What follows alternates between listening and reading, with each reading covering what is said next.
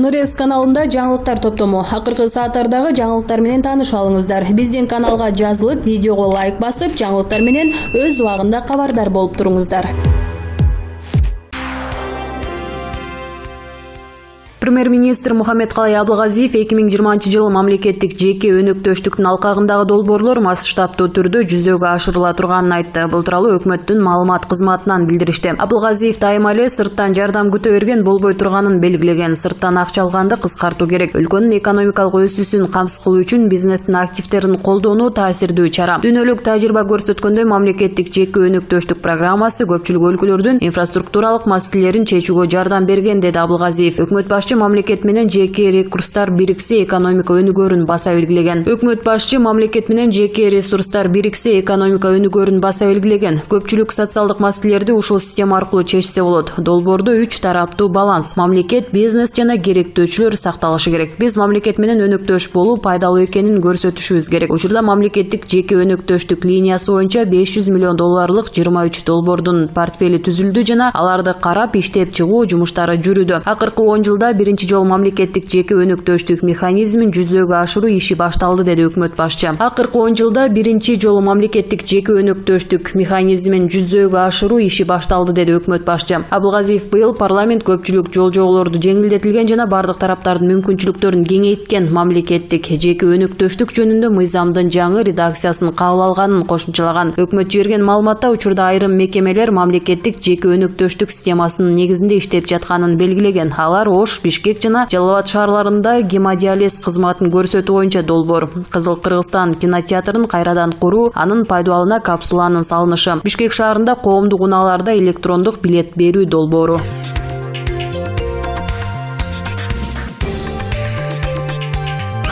Салморбек Жумабеков УКМКнын төрагасы Орозбек Опунбаевдин буйругу менен коррупцияга каршы күрөшүү боюнча кызматтын биринчи башкармалыгынын башчысы болуп тайындалды. Бул тууралуу 24 KG агенттигине жеке булак билдирди. Салморбек Жумабеков 34 жашта. Ал Орусиядагы федералдык коопсуздук кызматы академиясын аяктаган. Буга чейин ал УКМКнын коррупцияга каршы күрөшүү боюнча кызматынын башкармалыктарынын биринде жетекчинин орун басары болуп эмгектенген. Салморбек Жумабеков Жогорку кеңештин төрагасы Дастан Жумабековдун бир тууган агасы профессор Саурбек Жумабековдун уулу.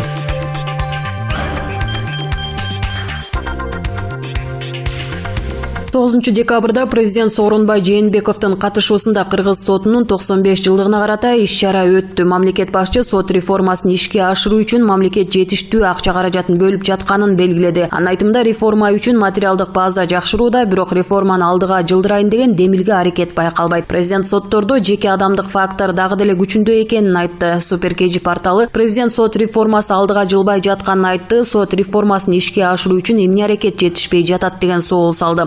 Кеңештин экс-депутаты Равшан Жээнбеков сот реформасы татал экенин айтты. Сот реформасы башка реформалардай эле татал. Бийликке келген президенттер, анын тегерегиндегилер биз сот реформасын жасап болуп көрбөгөндө ийгиликтерге жетишип жатабыз деп айтышат. Сот адилеттүүлүгү орной баштады деп бардыгы маалымат каражаттарынан байма-бай айтып турушат. Бирок президенттер бийликтен кеткенден кийин эле карасак, мурдагыдай эле эч кандай реформа болгон эмес. Сот мурдагыдай эле президентке, анын тегерегиндегилерге көз каранды болуп, ак үйдүн айтканынан чыкпай, сот реформасы да болгон жок. Азыр дагы деле ошондой. Бүгүнкү күндөгү сот реформасынын кандай болушу керектигинге бийлик өкүлдөрүнүн көпчүлүгүнүн түшүнүгү жок. Реформа деселе бир гана айлыкты же болбосо отурган кабинеттерин айтышат. Алар соттордун ачыктыгын, соттордун ичиндеги атаандаштыкты, сотторго болгон көзөмөлдү, сотторду тандоо процессине окшогон маанилүү баалуулуктар аркылуу сотторду оңдой турган жолдорду көргүлөрү келишпейт. Саясий эрктери жок. Ар бир келген президент сот реформасы тууралуу айтат, бирок эрки жок. Эч кандай реформа болбой кала берет. Чынын айтыш керек, сот реформасын ишке ашыруу үчүн мамлекетте каражат жок. Сот реформасы бул көп каражатты талап кылган багыт болуп эсептелет. Сот реформасында адатта жакшы каражатты Европа мамлекеттери, АКШ, Япония берет. Бүгүнкү күндө биздин ал мамлекеттер менен мамилебиз начар. Орусия, Кытай менен иштейбиз деп билдирип жатабыз. Ошондуктан бул багытта каражат алып келүү мүмкүнчүлүгү жок. Ал эми орустар менен кытайлар сот реформасына эч убакта АКШ берген эмес, бербейт дагы. Мына ошондуктан сот реформасы ишке ашпай, мурдагыдай эле балчыкта токтоп турат, дейт Жээнбеков.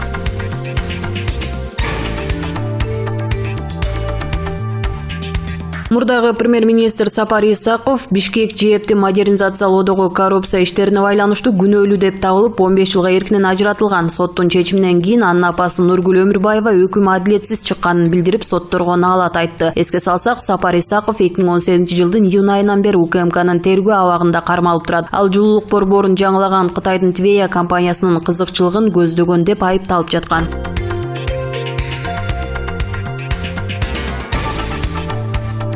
Кыргыз Республикасынын мыйзамына ылайык оор жана өзгөчө оор кылмыштарды жасагандар соттук психиатриялык экспертизадан өтүшү шарт. Бул тууралуу Ички иштер министрлигинин басма сөз кызматы билдирет. Кыргыз Республикасынын Ички иштер министрлигинин тергөө кызматы Чүй облусунун Аламүдүн районунун Кой Таш айылында барымтага алуу жана массалык башламандык фактылары боюнча сотко чейинки өндүрүштү иликтөөдө. Сотко чейинки өндүрүштүн алкагында жүргүзүлгөн иликтөөдө 16 адам шектүү катары жүрүп, алар оор жана өзгөчө оор кылмыштар боюнча шектелип жаткандыгы жөнүндө маалымдалган. 2019 жылдын 12 ноябрь күнү оор жана өзгөчө оор беренелер боюнча шектелип жаткандыгы жөнүндө маалымдалгандыгына байланыштуу Кыргыз Республикасынын жазык процесстик кодексинин 171 беренесинин экспертизаны дайындоонун негизинде 16 шектүүгө карата, анын ичинде Атамбаев Алмазбек Шаршеновичке дагы дайындоо жөнүндө токтом чыгарылып, Кыргыз Республикасынын саламаттыкты сактоо министрлигине караштуу республикалык психикалык саламаттык борборуна аткаруу үчүн жөнөтүлдү.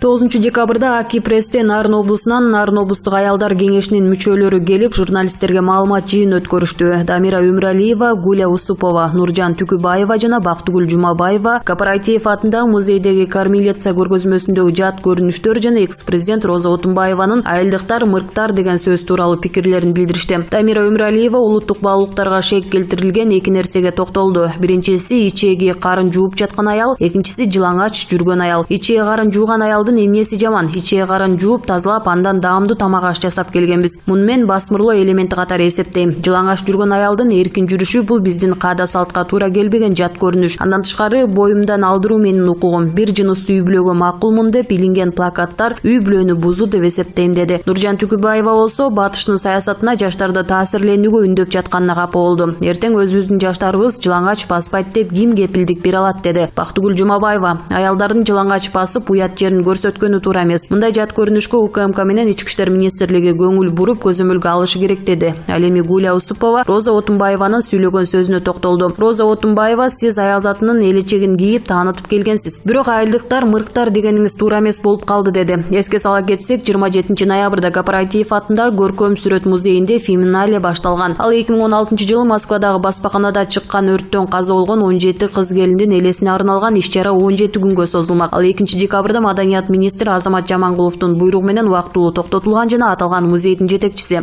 Мира Жаңгарачева кызматынан бошотулган. Дал ошол күнү жат көрүнүштөргө каршы акцияны Маданият, маалымат жана туризм министрлигинин алдында болуп, аларды министр кабыл алып, талаптарын угуп, өз пикирин билдирип, бул боюнча жумушчу топ түзүлүп, текшерүүлөрүн жана убактылуу токтотулаарын билдирген. Анын эртеси 3 декабрда министр Азамат Жамангулов жат көрүнүшү жок финале улана турганын билдирген. Ага чейин ал тууралуу Роза Отунбаева оюн айткан.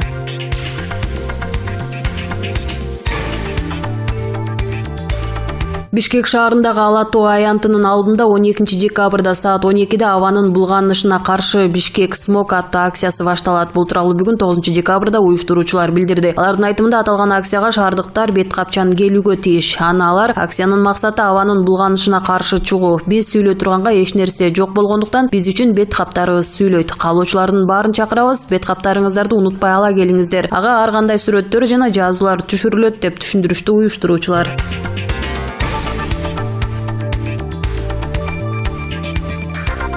Сайма Итинин өлүмүн изилдөө боюнча түзүлгөн депутаттык комиссия кезектик отурумга сурак алуу үчүн Азаттыктын журналисттерин да чакырып жатат. Бул тууралуу 24 KG сайтына депутаттар кабарлады. Маалыматка ылайык, мурдагы мамлекеттик бажы кызматынын орун басары Райымбек Матраимов менен Стамбулдагы экс-консул Эркин Сопоков сурак беришет. Эркин Сопоков азыр УКМКнын убактылуу жайында. Эркин Сайма Итини 10 ноябрда Стамбулда Фатих районунун кафелеринин биринде атып кетишкен. Сайма Ити менен бир топ кыргыз саясатчыларынын сүрөттөрү жарыяланып кеткен соң, Жогорку кеңеш анын өлүмүн иликтөө иликтөөнү чечкен. Бажыдагы коррупциялык схемалар тууралуу журналисттик иликтөөдөн кийин ал калк арасына бир топ чуулгандуу ойлорду жараткан. Маалымдамада белгиленгендей, Айеркен Саймайти Кыргызстандан белгисиз адамдар тарабынан коркутулуп үркүтүүлөр болгондон кийин ал Түркияга качып чыкканга мажбур болгон. МБКнын мурдагы орун басары Райымбек Матраимов УКМКнын тергөөчүлөрүнө сурак берип чыгып, Ширин Айтматованы жана журналисттерди сотко берерин айткан.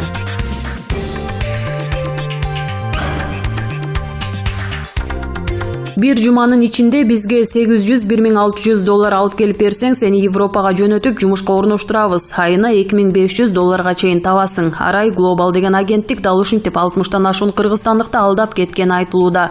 Байкабай шылуундук компаниянын тузагына түшүп калдык деп ондогон адам Спутник Кыргызстан агенттигине кайрылды. Кеңсеси Бишкектин чок ортосунда жайгашкан Арай Global компаниясы аларды Польша, Германия, Финляндия, Израиль, Эстония, Латвия жана Чехияга жөнөтүүнү убадалаган. Жада калса Америка виза ачып беребиз деп ишендирген. Жабырлануучулар июнь айынан тарта документ тапшырып алды. $1600 арты $800 төлөгөн. Алар жумуш тууралуу жарнаманы соц тармактан көрүп эле барышкан. Агенттик тууралуу көп деле сүрүштүрбөй, куруу убадага толук ишенип алганын айтышат. Арай Global компаниясы ар бир жаран менен 2 барактан турган келишим түзүп, виза жана кызмат акысына $1600дөн $2500 чейин сураган. Ал келишимде кайсы өлкөгө барып, кандай жумуш кылары, канча маяналары көрсөтүлгөн эмес. Жумуш берүүчүлөр менен аңгемелешүү да өткөрүлбөптүр. Бирок компания кызмат акысын тез арада төлөөнү талап кылган. Мындан улам кээ бирлери кредит алып, автоунаасын сатууга аргасыз болгонун билдиришти. Азыр же акчадан, же жумуштан жок мукрап отурушат. Жабырлануучулардын бири Бурул Айдарова жумушчунун жаш курагына деле маани берилбегенин белгилейт. Компания аны 56 жашта экенине карабай Польшага алма терүүгө жөнөтмөк болгон.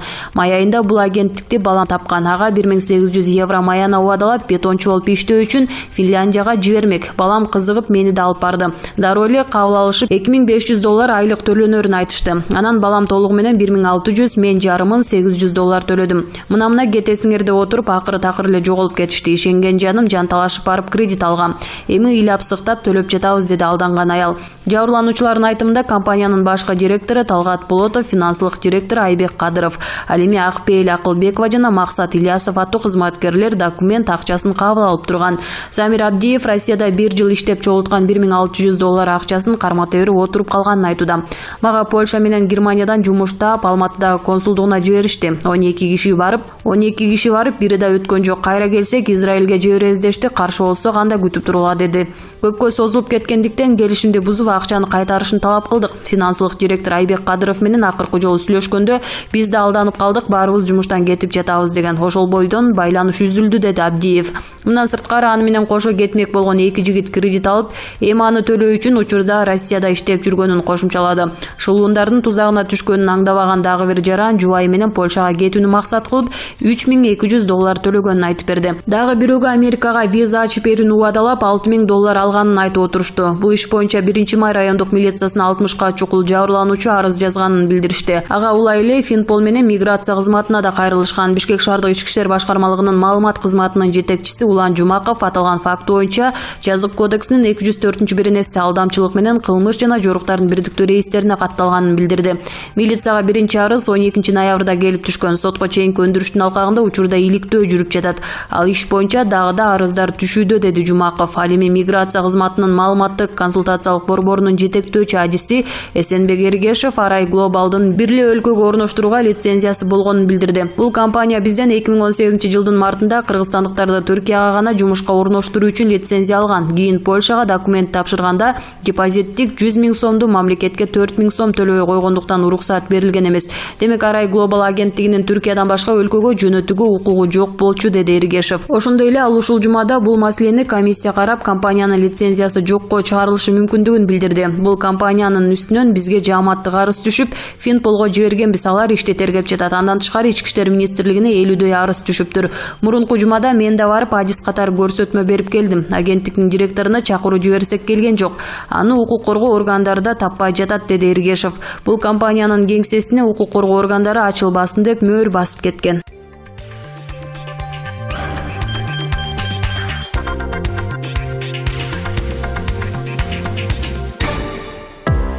Нурес каналында жаңылыктар топтому. Акыркы сааттардагы жаңылыктар менен тааныша алыңыздар. Биздин каналга жазылып, видеого лайк басып, жаңылыктар менен өз убагында кабардар болуп туруңуздар.